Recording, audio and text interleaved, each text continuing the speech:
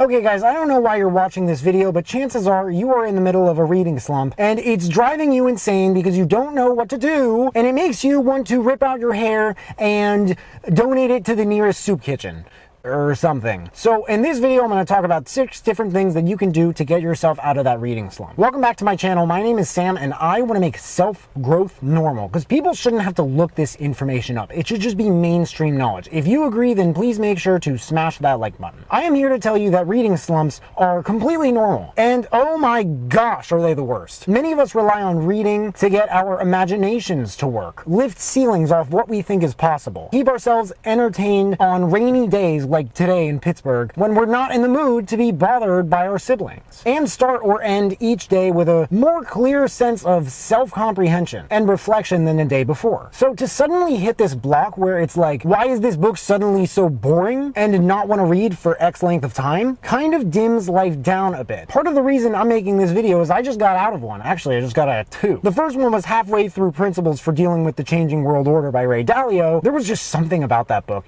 And then the second one was Hero on a Mission by Donald Miller, which sucks because I was so excited for that book. So these happen to everyone, even book reviewers. And full disclosure, I do listen to audiobooks, but when I make these videos, I try to put myself in the shoes of a reader. So these tips, I swear that they can very easily work whether you listen or not. And this, I know, is going to be where some readers stop watching who are like, I'm not listening to this idiot. Something to keep in mind is that literally all of these are worth trying. If you try every single one of these exhaustively and don't cut corners and you don't listen to audiobooks, or even if you do and none of them work, at least you tried. Let me know in the comments below if that happens. That's how confident I am that this works. But for anyone else, let's do this. Number 1, don't read boring books. This may be the most obvious one, but it may just be the one that's been staring you in the face and you just didn't realize it was there. If you are reading a boring book, stop reading it and pick something else up that's interesting. Let's face it, guys, there are some books you might check out that are very interesting and suddenly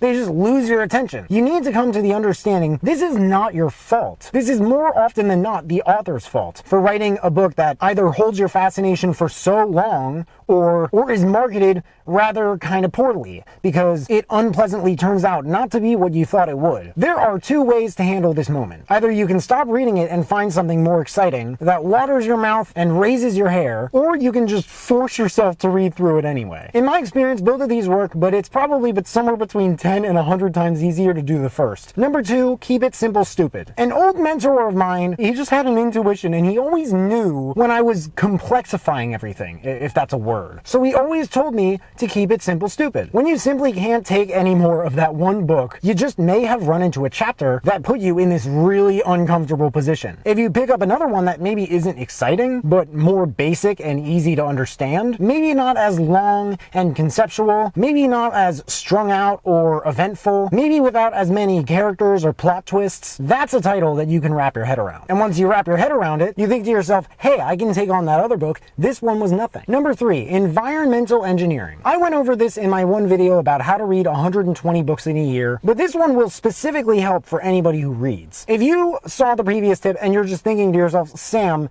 I know that some books get boring, but this just isn't one of them. There's just something special about it, you know? It just tugs at my heartstrings and makes me want to crawl up in a field of roses and die. I get that, but if you're in a slump and you know this isn't a boring book, maybe it's just not as physically accessible or something. By that, I mean it's not in the way of your daily routine. So I'm suggesting that you put this book in a place where your eyeballs look at one point or more every day. That way you'll have more reminders that like, hey Becky, this is the book you didn't finish. I'm right over here. Please read me. You won't be sorry. The idea is that after a certain amount of times, some experts in marketing and sales argue between 5 and 7, you'll gather the curiosity or intrigue to be like, ooh, and then go pick it up. Maybe not ooh, maybe just, fine, stupid book. Number 4, reread an old favorite. Let's examine the small but definitely there possibility that you have actually read so much that you may be exhausting your ability to read more. If this is true, you might need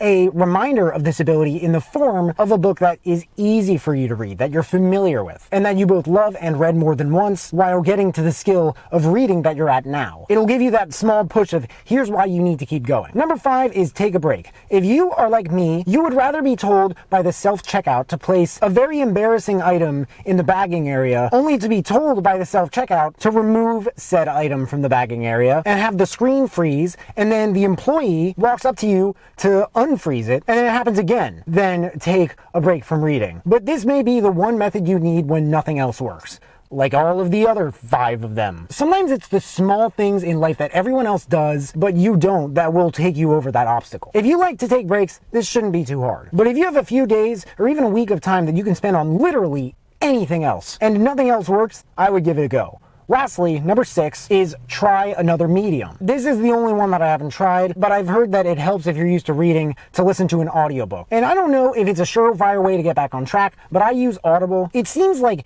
every YouTuber and their mom and dad and uncle and sister and mailman and pet zebra use Audible, because I can't watch any video nowadays without someone randomly being like, this is why I listen to Audible, and if you sign up today, the first 2 audiobooks are free, or something like that. I only listen to audiobooks. I only listen to them on Audible. I've been using Audible for 5 years now, and I can wholeheartedly attest to the fact that it has changed my life more than anything else in my life. So anything that's changed my life more than Audible has come into my life after I started listening to Audible. One of these days I'll have an affiliate link to sign up in the description, but until then, I definitely recommend it. That is for sure. There are affiliate links, by the way, to any books that I might have mentioned in this video, and if you click on those and you buy the book through those, then I get commission, which helps me build this channel and keep making these videos.